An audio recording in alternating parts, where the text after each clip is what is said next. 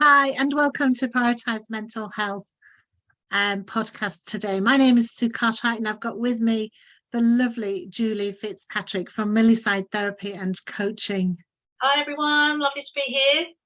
Excellent. Well, great to have you with us, Julie. Julie is a RTT, a rapid transformational therapist. She's also a hypnotherapist and a master NLP coach.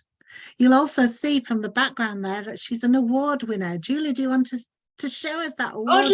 Thank you so much for mentioning it, Sue. Yes, here it is. It's quite stunning, actually. I won this in December. It's the Best Supporter Award, which people voted for me. So that was really, really amazing. It's the first award I've ever won. Oh, and well certainly, done. Certainly in my business as well. So happy for you. Well done, Julie. All awards are brilliant. So well done. Love that. And Julie is a public speaker and is supporting women to become unstoppable in their prime of life. Brilliant work there, Julie. Thank you. Julie, do you want to tell me a little bit about yourself, who you are, what you do? Yeah, so as you introduced me so well, I'm Julie Fitzpatrick, and I founded Millyside Therapy and Coaching 2 years ago after finding myself in that situation of being unemployed in the middle of the pandemic. So my background is from the age of about 16. When I left school, I took my first job up in the city.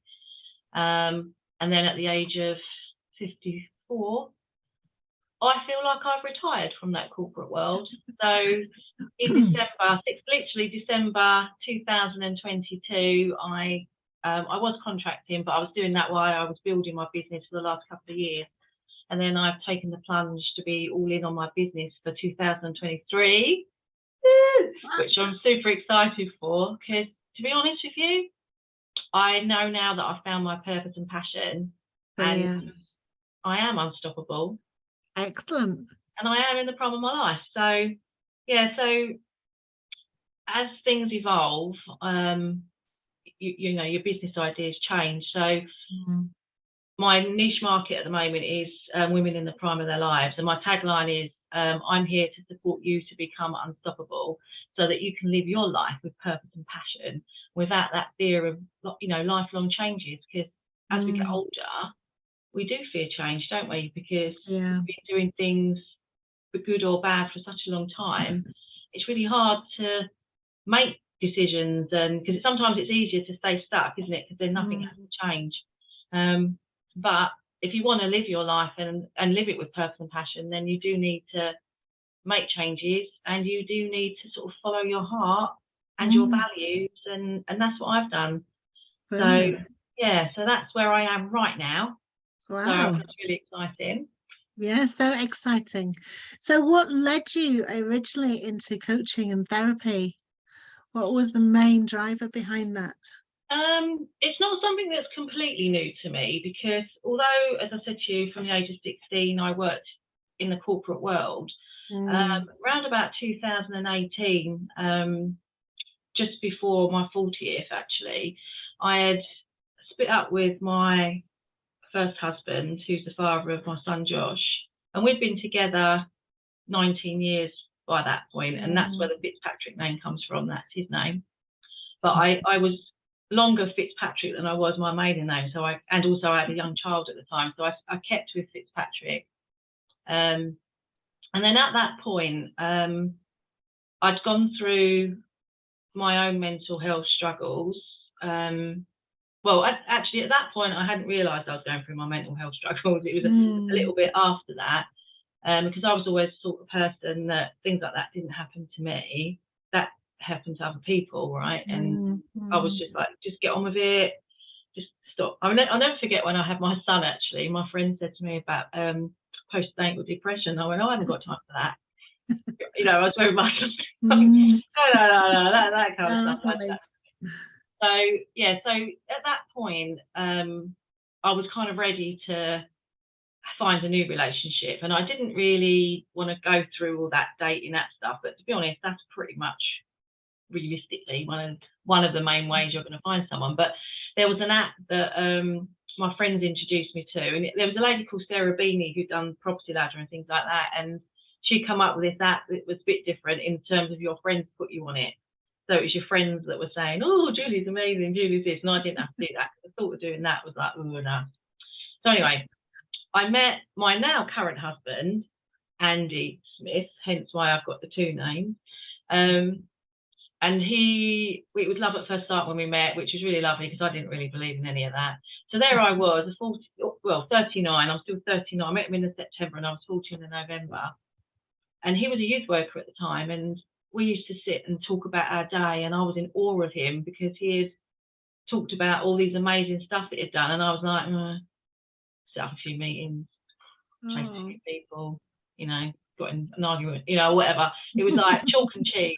And I thought, do you know what? I want to do something a little bit more worthwhile. But at that point, literally within a couple of weeks, I went into work, and I've been in this job 14 years up in London. Wow. And they said, look, we're offering redundancies. Does anyone want to go? And I'm like, yeah.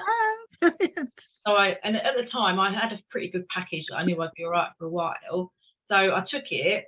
And then literally after I took that, there was that massive 2008 stock market crash when the world just fell apart. So I couldn't then get a job in the corporate world or do good in job, because I then found out that I didn't have the skill set to do good in jobs. Plus, the money's not really that great, is it? Unfortunately. And at that point, I still felt like I wanted more. I wanted a little bit more purpose and passion. So I signed up to train to be a counsellor. But that's like a 4-year journey. So I knew then at that point that I needed to go back to work. So that's what I did. I ended up going back to the corporate world. And it was during that period, though, between not being at work and going back to work, that's when I really hit my mental health crisis, really, because there I was. I'd been a woman who has always worked. I had a purpose. I got up every day. And I was with people all day. I had a responsible job. I was a project manager. I was like in control of a lot of stuff. And then all of a sudden, I'm like, what am I getting up for? Sure, I had my son, and that was amazing because I'd never really had the opportunity to take him to school and all that kind of thing. So that was lovely. But I felt really isolated because I didn't really know that many people, because that's not what I did. And I didn't know how to behave like they did because their lives were completely different to mine. And that's when I didn't realize at the time, but I think as I've looked back on it in the part, since then, that actually I did have a bit of a breakdown. I didn't stop crying. I was anxious. I just lost my identity. And I think that's very common for women coming, in the prime of their lives, because you get to that midlife crisis point, don't you, I guess. But where I've met Andy, and he brought whole new different elements in my life that I never had before. And it really started to change me in a good way. So I started doing the counselling and went back to work. And while I was working, I was training to do that. And then eventually I did qualify, but I never did it as a paid job. I only ever done it volunteering. So I had to do placements to get my hours up. So I stayed at the charity that had helped me to get my numbers up, basically. And I did that for free, one night a week. I used to do 2 clients. So I'd get off the train up to London, drive home, get changed, get my counselling bag, and drive off 20 minutes up the road to where I did that. And I loved that. And that gave me my purpose and my passion, because I knew I was helping people. Absolutely. But equally, I was still earning the money so that I could still, do the things I wanted to do. So that was the first time that I really got a taste for it. But even actually, funny enough, I've been writing a chapter for a book recently, and I've been obviously going back on my life. And what I realised actually was, when I was at school, I didn't want to work in an office. That was the last thing I wanted to do, ironically. But I wanted to be a nursery nurse. And obviously that never happened, but I do wonder what my life would have been like had I gone down that route. I mean, I'll never know now, but I suppose that was an inkling then about having that kind of caring side to it. So I had that, and then I did the counselling, so that I really loved doing that. But then over time, I had to stop doing that because I couldn't cope with it anymore, basically. And I didn't know at the time, and I've only found that out in the last couple of years, that actually I was suffering from the symptoms of the perimenopause. Because I started to become overwhelmed, my anxiety levels and stress levels were increasing, I couldn't concentrate, I couldn't focus, I couldn't string a sentence together. You know, I'd be sitting in meetings at work with people that I worked with for years, and I'm like, I can't even remember their name. And then hoping that when I needed to speak to them, I could address them in a different way, that, you know, I didn't have to remember their name, or hope that someone else had mentioned their name. You know, I'd start to scribble it down. Oh God, yeah, of course it was Doris or something, you know. I mean, the good thing about Zoom now, actually, at least mostly, you have people know, don't you? So if you get a bit stuck, you can go, oh yes, Sue. So yeah, and that's when it all kind of went south, really, because that was the job I was doing when I got made redundant from. But that was a blessing and a curse, because it was a curse because it was in the middle of the pandemic, and I'm like, by this time I'm now 52, and I'm going, oh my God, I'm 52, I'm never going to get a job again, and all that kind of stuff. But then it was also the blessing, because it gave me the kick up the backside that I've been looking for, because I didn't like the job much anyway. And at that point I was like, I need to do something else, but then you're caught in it, aren't you? And then you're caught with the money side of it. And I was stuck, basically. So I become unstuck. And at that point, my very good friend Jen, who I'd met in the corporate world, she used to well, to say, we worked together in the corporate world, but she had left a few years prior to me, and she had set herself up as like an anxiety coach. And she said, well, you've got the counselling background, you could do this, you've got the stuff already, why don't you build on that? I said, okay. So I said, well, what shall I do next then? And then she went, well, what I did was trained in NLP, neuro-linguistic programming.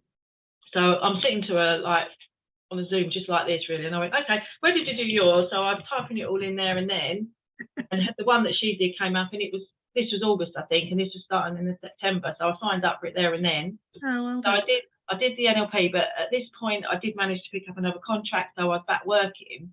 But it was very different this time, because I had switched my mindset. I was like, do you know what? I will go back, because I need to earn some money.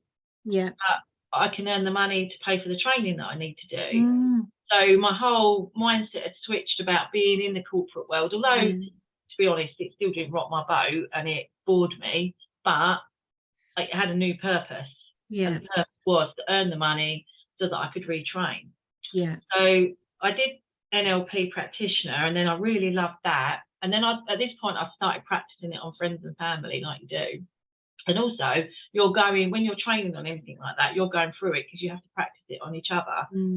So then you start identifying beliefs, and I uncovered then my belief that I didn't want to be visible. Throughout my whole childhood and adulthood, I'd created a belief that I was average, and I didn't really want to be seen, because as soon as you make yourself seen, then you're going to get sussed out for the phony that you are.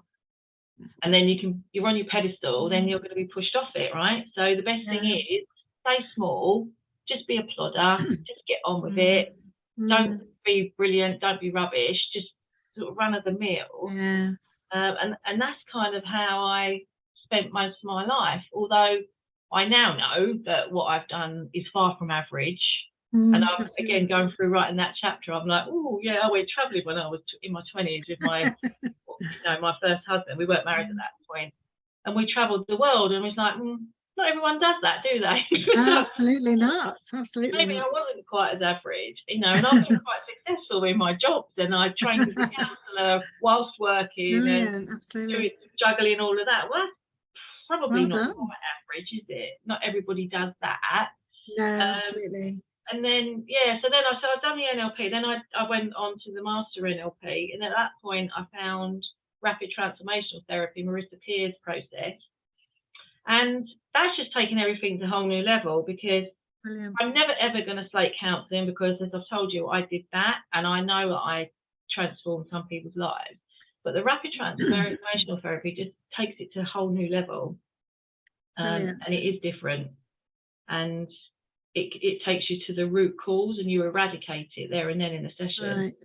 Right. Whereas talking therapy, you're kind of talking around it a lot of the time, aren't you? And you might get to understand why you've got it, but you don't necessarily eradicate it. You're kind of just learning to live with it. Absolutely. Sometimes you get rid of it, because it depends on what you're doing, doesn't it? Absolutely.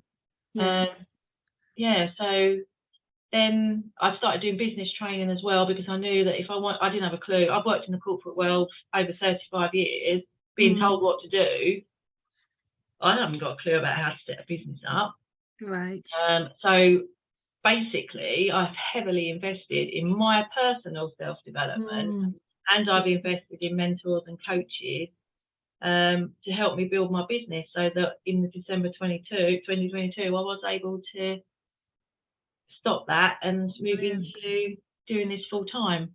Wow, which excellent. is only week one, really, to be fair. So I'm sure it's going to be hugely successful. No, it's going to be good. So tell me more about the business that's you're moving into.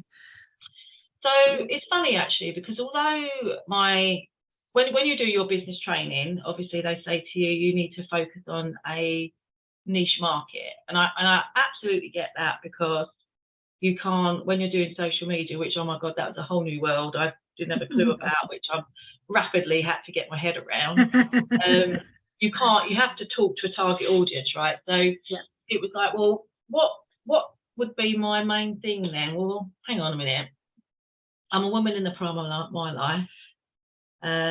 I've been through my own struggles and stuff like that. I've suffered with the symptoms of the menopause. Why don't I start there? So that's where I started, and through the training and things that I've done, I've created my Become Unstoppable system. So basically, when someone comes to work with me, ironically, actually, that although the prime of my life is my main focus, I do have a lot of clients from other ages. I've got 8-year-olds, 14-year-olds, 18-year-olds. So now I'm starting to think about rebranding it all a little bit now. So it's going to be Become Unstoppable, right, in the prime of your life. Become unstoppable in your teens. Brilliant. Become unstoppable in a relationship or whatever. So I can, because I've got demographic that goes male, female, different sort of ages, and I'm also looking in the future maybe to work with families, because it's all very well having one member of the family going through the therapy and changing, and when you're going back into that same environment, it's hard, difficult. But for the time being, like my women in the prime of their life, I love that, because obviously I can really relate to that, and I can particularly relate to women that have worked in the corporate world, and the struggles that you have juggling maybe family life, working, the pressures of the financial side of it, but the main bit being becoming unstoppable and finding something that you can live your life with purpose and passion. Brilliant. So a lot of what I do in my system, my Become Unstoppable system, is around, biggest chunk being around your mindset. So that's anxiety, stress, lack of belief, lack of self-confidence, procrastination, all that really good stuff. I can also help people with physical conditions. I've helped someone to walk again. I've helped someone with arthritis, skin conditions, phobias and fears. But the whole unstoppable package really is looking at that, which is the huge amount, and that's where I will do the RTT sessions on. Right. Then we can also look at your general well-being, because it's your head, your heart, your body, isn't it? The whole holistic approach. So we'll take a look at, what's your exercise regime like? What's your diet like? Are you suffering from the symptoms of the perimenopause? Maybe you need to get additional help for that. Are you meditating? Are you doing your self-care? Now, I don't claim to be an expert in any of those things, but I think it's good to have a discussion, and you can see, well, actually, do you know what, Julie? My diet's appalling. Is it? Okay. Well, I've got people that I can signpost you to that can help you with that. Or even just talking about it can be helpful. Okay, well, I don't do any exercise. Well, okay, well, here's some ideas. Why don't you? This is what I did, you know, and general things. So I'm not gonna teach them how to do yoga or, you know, any form of exercise. But again, I can signpost them or just give them the idea that that's what they need to do. But I teach them breathing techniques. I teach them techniques that they can help them if they're having something that's like an anxiety moment or something like that. But it's about giving them that whole holistic process that, you know, they can work towards. And then that really works for any of my unstoppable stuff. Maybe I'd take out the menopause bit if it's a child or something, but you know, I mean, for example, I've just done an 8-year-old fear of flying. I've just done an 8-year-old of compulsive hand washing. Right. Oh, well you know, done. Yeah. You just don't know, and I think people are suffering from such different age gaps now, aren't they? Yeah, absolutely. And the pandemic's really shown that there's no bottom ground, is there? It's just open. Everybody is impacted. Yeah, absolutely. And I like kind of how you are adding the elements, that you're recognizing that you're not the master of everything. It's about passing people on as well. And I think you're good at helping, therefore, people to find out where they are, to accept and acknowledge where they are, really. Absolutely. So that you can pass that on. But obviously you can take them to the next level as well. You can support them, and you can help them to commit to take responsibility for their own actions as well.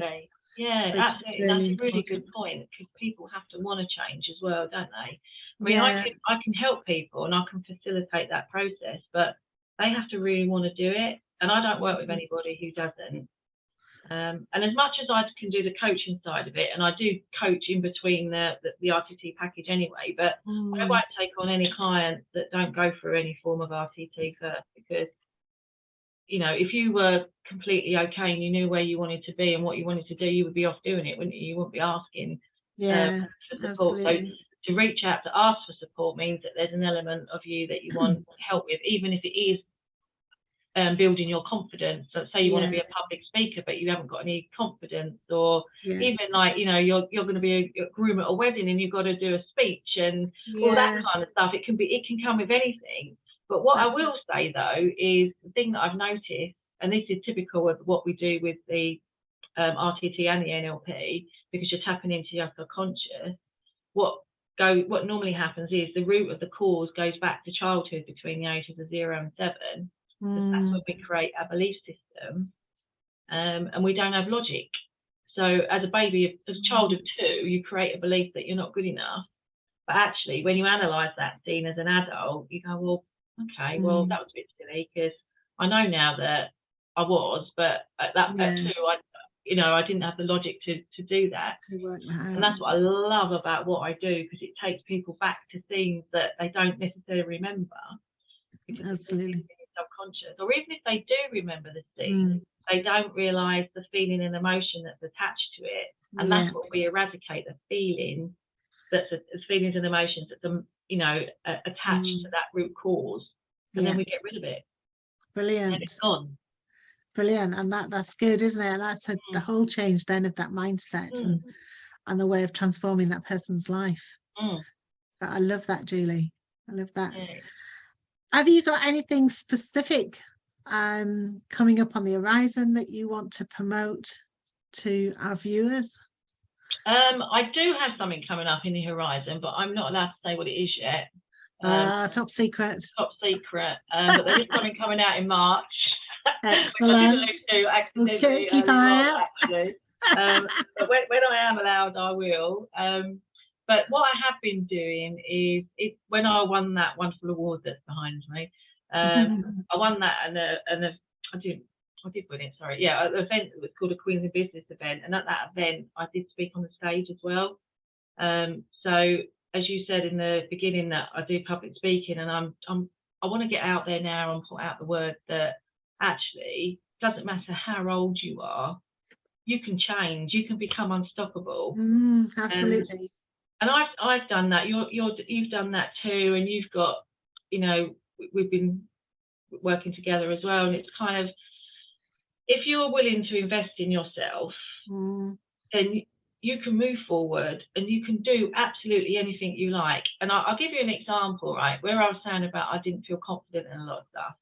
I mean, have you ever had that time in your life where you really want to do something, but you just feel your mouth just says no?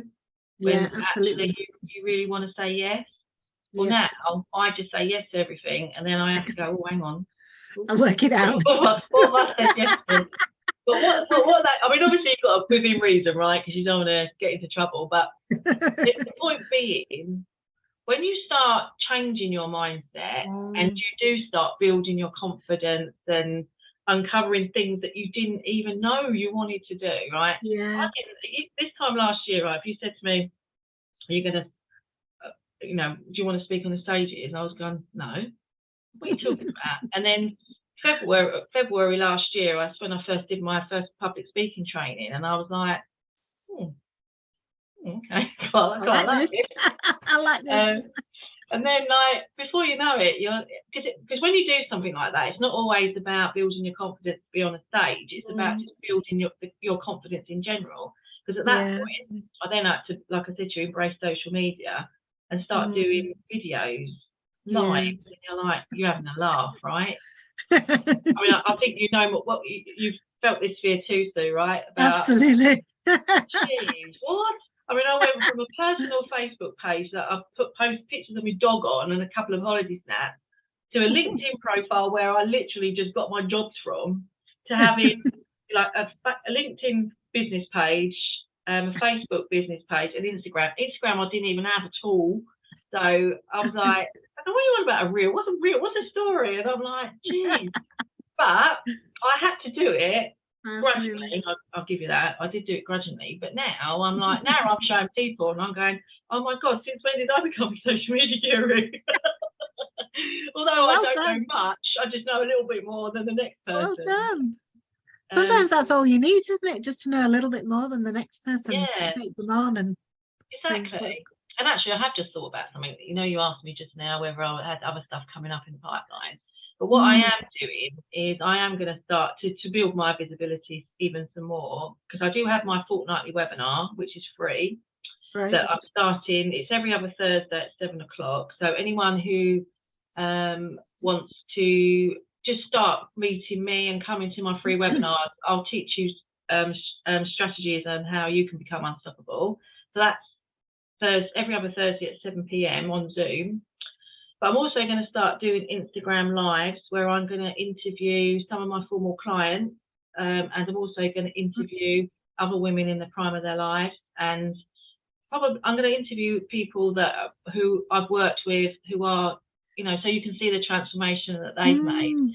But not all of them. Some of them are just going to come on, and it's going to be a little bit just of a, you know, chat really, just so that I think people get to feel actually that looks like me. That's how I feel or felt, just so that you don't feel alone out there. So so watch out for that as well. That's coming soon. And then my little secret thing in March that you can probably work out if you watch the video back. But, but technically I'm not really, but sorry.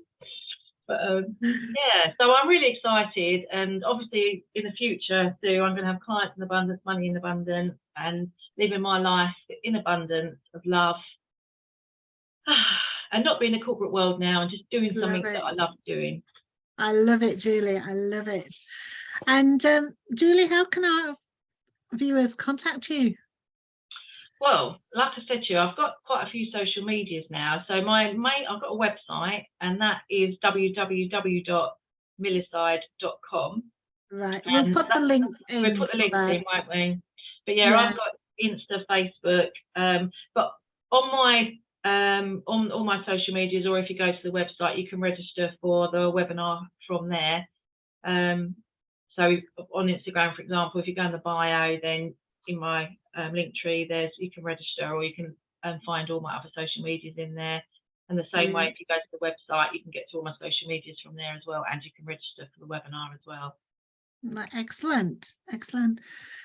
Before we wrap up there, Julie, is there anything else you want to share with our viewers? I would say that every year we should look back on what we've done in the past, right? And we should, number one, we should be really looking at all the positive things we've done and praising ourselves for it. But also it's an opportunity to think, do you know what? I want more in the coming year. I want more. Absolutely. So now, like 2023, do you want to become unstoppable? Yeah, and do you want to live your life with purpose and passion? Love and it. if you do, just start doing it. Start getting contact, and see, you know, either with Sue or myself, and just take that first step, really, because trust me, once you start doing it, you'll love it, and then you can start smiling every day and, you know, living from your heart. And I think that's the most important message, that put yourself first, even though that might feel a little bit alien. Remember the analogy with the aeroplane mask, and that's so true, because if you're not looking after yourself, then you're not doing it, you're doing everyone else a disservice, really, because they're not getting the best from you either. So put yourself first, invest in yourself, and do whatever you need to do to make yourself unstoppable. Brilliant, brilliant. I love that comment there about put yourself first, because sometimes people think they're being too selfish by doing that. But ultimately, if we don't put ourselves first, if we don't love ourselves, then, as you say, we're not giving our best to other people. No. And so I loved there what you said on that, Julie. So true. Thank you. Thanks, darling. So that just leaves me to say thank you so much, Julie, for sharing with us today. I really found a lot of value in that. And I'll be putting on the links for Julie's website and all her social posts at Instagram, Facebook, so that you can access her as well. But I just want to say thank you again so much, Julie, for taking part today. And we look forward to seeing you, our viewers, again another day. Take care. Thank you. Bye. Thank you. I loved it. And good luck to everybody else too. Bye. Make this year your best year. Absolutely. Thank you there, Julie. Take care. Thank you very much. Bye. Bye. Bye.